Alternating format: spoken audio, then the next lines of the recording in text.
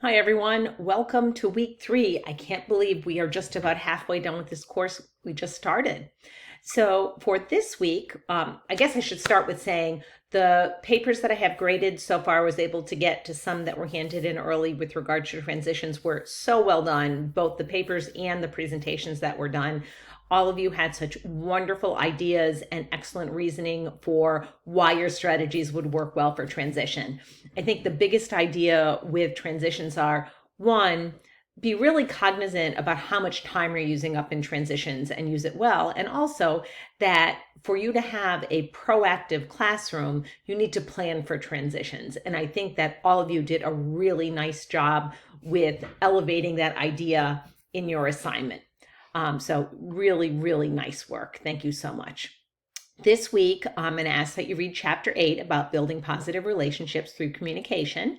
And also you have, I think it's 5 videos to watch. None of them are very long, but I ask you to watch those. And we're going to be spending this week really talking about communication and using both effective and positive communication strategies. Because how we communicate with families, how we communicate with children, it's really important, and it helps with that foundation of building those trust and relationships that we need, trusting and positive relationships that we need to have with people. So for our discussion this week, I want you to talk about how in a particular situation that you have been involved with, it can be a classroom situation or it could be a personal experience, about how you could have changed the outcome in that communication if positive communication had been used. And how can the same strategies that you used in that situation, or that you're suggesting that you should have used in that situation, be employed in an early childhood classroom? And then think about when you're responding to other your classmates and their ideas, really think about the suggestions that they have had for positive communications that could be helpful in the situations that they describe. So when they describe their situation, if you can think of alternate ways they could have handled the situations, feel free to sort of weigh in on that and give them some ideas. That would be great. So that's our discussion for this week. I do appreciate that in week 2, many of you posted much earlier and did not wait until the end of the day on Saturday to post your responses. As a result, I think we really did have a much richer discussion this week, and I hope we're able to keep it up for week 3.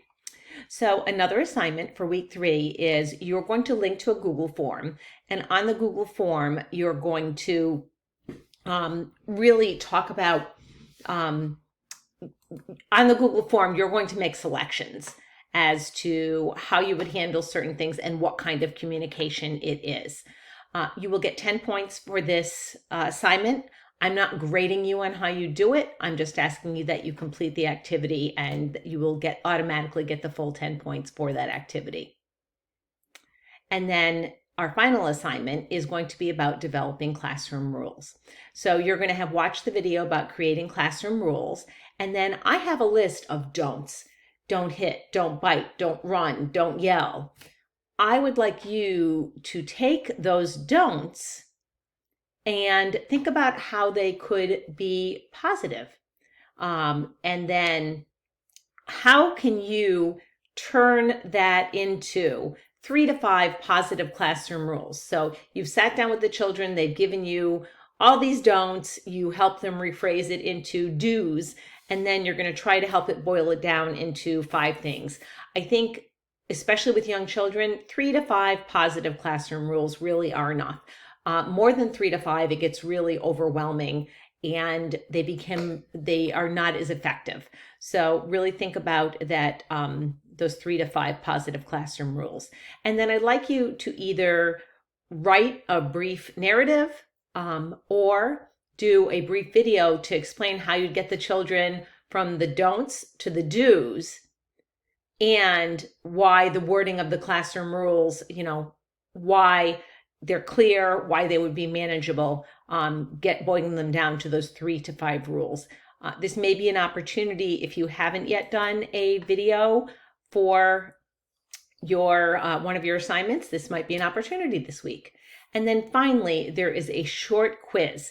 You can use your text, you can use any of the references that you've used on any of your assignments. So pretty much, I guess, the asynchronous online version of an open book quiz. You're going to have 4 multiple choice questions and 1 short essay.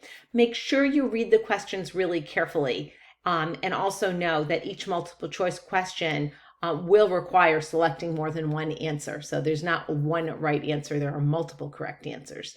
So you do have your quiz, your brief 10-point assignment, and your either presentation or brief narrative about classroom rules this week.